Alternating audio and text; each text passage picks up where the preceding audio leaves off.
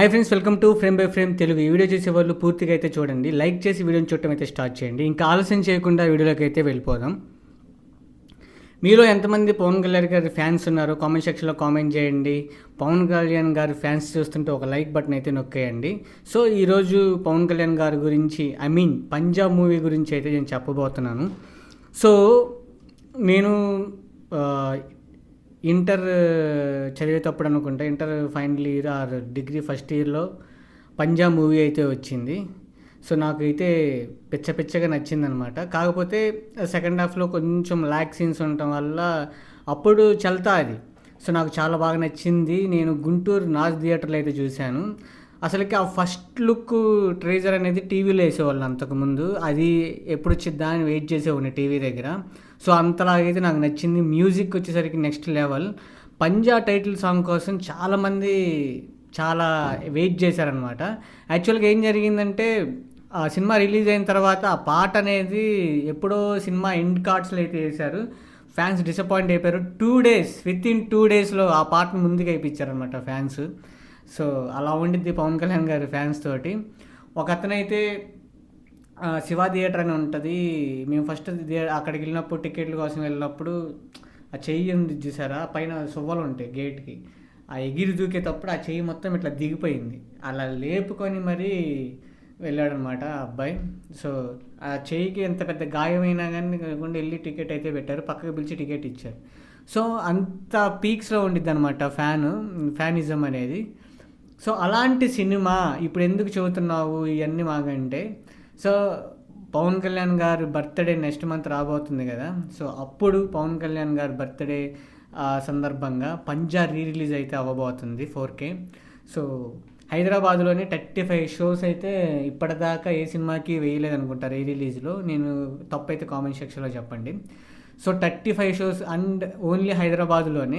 మిగతా స్టేట్స్లో ఇంకా ఆ షోస్ ఎలా ఉంటాయో చూడాలి. సో ఇప్పటిదాకా ఖుషి, పోకిరి ఇవన్నీ ఎక్కువ బాగా కలెక్ట్ చేసిన సినిమాస్, ఆరెంజ్. సో వీటిని మించి ఈ సినిమా రిలీజ్ రికార్డ్స్ బ్రేక్ చేసిద్దేమో చూడాలి. సో నేనైతే ఖచ్చితంగా ఆ రోజైతే సినిమాకి వెళ్తాను. వెళ్ళి రివ్యూ అనేది ఏమి ఉండదు, జస్ట్ నా ఎక్స్పీరియన్స్ అయితే చెప్తాను అనమాట. ఇప్పుడున్న జనరేషన్, ఇప్పుడు ఉన్న జెన్జీ కిడ్స్కి ఆ సినిమా ఎలా రిసీవ్ చేసుకుంటారో చూడాలి. అండ్ మేజర్గా ఆ సినిమాకి పాటల కోసం అండ్ యాక్షన్ సీన్ కోసం అయితే వెళ్ళొచ్చు.